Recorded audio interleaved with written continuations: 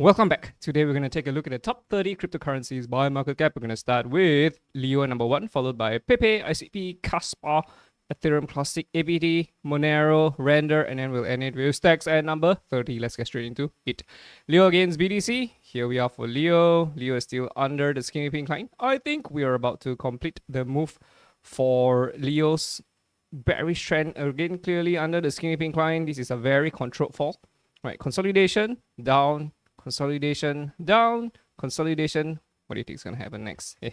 So I think more likely than not, another step down for Leo against BTC. And this is really forming, it's looking to me like a head and shoulders. It's looking like a head and shoulders to me. So I think more likely than not, we'll see the move towards the downside come for Leo BTC. But at the same time, this is also a potential symmetrical. So you can still go either way. So yeah, again, we're not too sure how much lower it's going to go, but this looks like a consolidation though, more than a bullish reversal. So yeah, but in the higher time frames, this looks pretty good. The potential is there.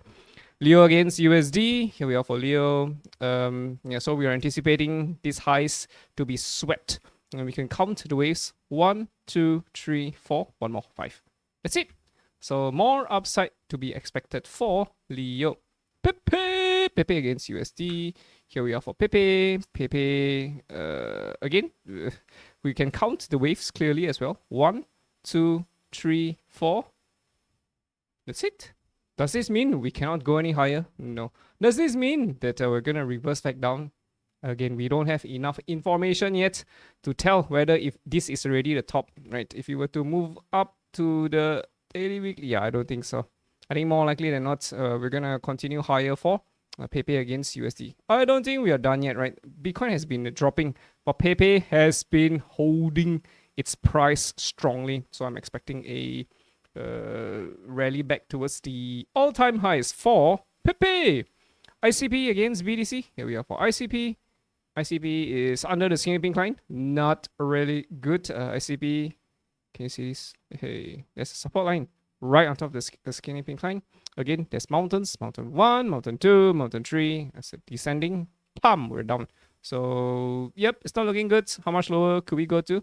Square 1. That's what we're expecting. Square 1 for ICP against BTC. ICP against USD. We are very close to touching the skinny pink line. Hopefully, we don't touch it though. That's really a... oh my god. This is a head and shoulders, ladies and gentlemen.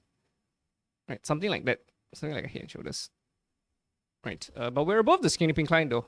So which means that the trend is still bullish. Which means that out of nowhere, we could still see ICP start reversing. So we are still keeping our minds open to that possibility that things could just start rallying out of nowhere. Until we touch the skinny pink line and slice through it, we will remain with our bullish bias for ICP. Kaspa. Okay, Kaspa is super overbought though. Severely overbought. Kaspa against BTC. Again, this could turn really bullish. Right. We could get an inverse head and shoulders over here. Left shoulder, head, right shoulder, blast off for Kaspa against BTC. Against USD, we are also above the skinny pink line. Doesn't look to me like it's about to hit back down. Although at the same time, you can argue that you can see mountains. 1, 2, sure. Another one here before we come lower. Oh my god. Yep, this could be a 1, 2, 3, 4. Another one up 5. Before we come back down. But to me, Kaspa is very, very overbought.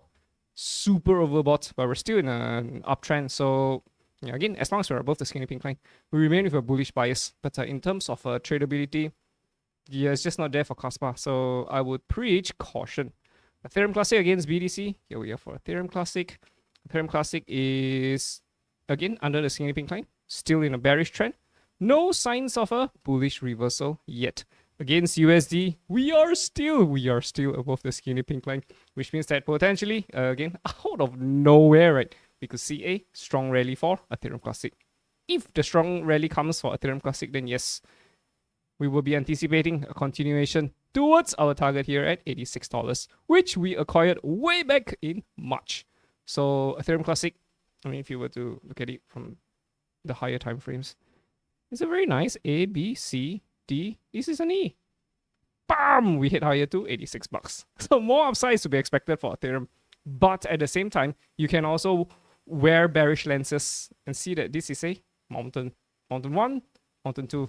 Even this in itself is like a mountain range. We could be heading lower. So there is that danger. But we're above the skinny pink line, so we respect the skinny pink line. And remain with our bullish bias for Ethereum Classic. Aptos against BTC. Aptos is under the skinny pink line, still in a bearish trend. I suspect the Aptos wheels are going to come down to sweep the lows over here. More likely than not. I mean, of course, we could also just zip up, but yeah, it doesn't really look good to me though.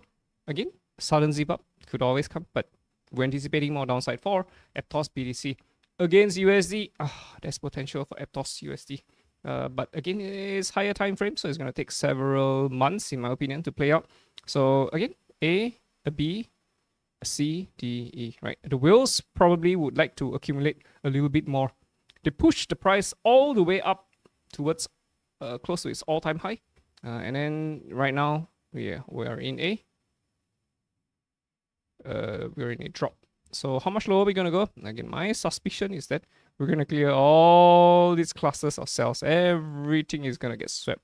Everything. So if anything, I think this will probably get swept too. See, there are 2 weeks here as well. I suspect everything is going to get swept. So I'm just going to put a horizontal ray here and anticipate the possibility of it sweeping everything before going back up. Okay, what's the low here? 5.78. 5.77. 5.77. I think we're going to go to 5.77. Right. More likely than not. So this is another 28%.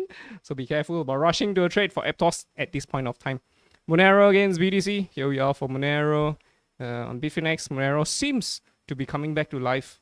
But again, if you look at the skinny pink line, we're still under it. We're still in a bearish trend. We have been in a bearish trend since 2018. It's down, down, down, down, down, down, down, down, down, down, down. No signs of life yet. Every time there's signs of life, we always fail to stay above the skinny pink line. And we always get pulled back down. The same thing could happen over here. And we could still get pulled back down. So I would preach caution when it comes to trading Monero against BTC. Against USD, Monero is breaking above the skinny pink line. Which is great, but from a trading perspective, yeah, no. This was really bearish though. You see this? Mountains, mountains, mountains, mountains, collapse. Right. But then we rally back up. Double bottom, and then we started rising. Yo, what's happening? What's happening? The clusters of cells over here. Could the wheels come back down to clear all of this? Sweep everything first before heading higher? Sure. But at the same time, we could also just be, rising up from here for Monero. So at this point of time, yeah, no strong opinion for Monero.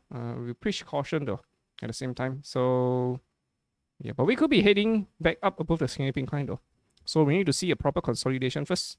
And then maybe, just maybe, right, if you were to flip this, you will see this as mountains as well. Mountains, mountains, mountains, mountains. What do you think is going to happen next?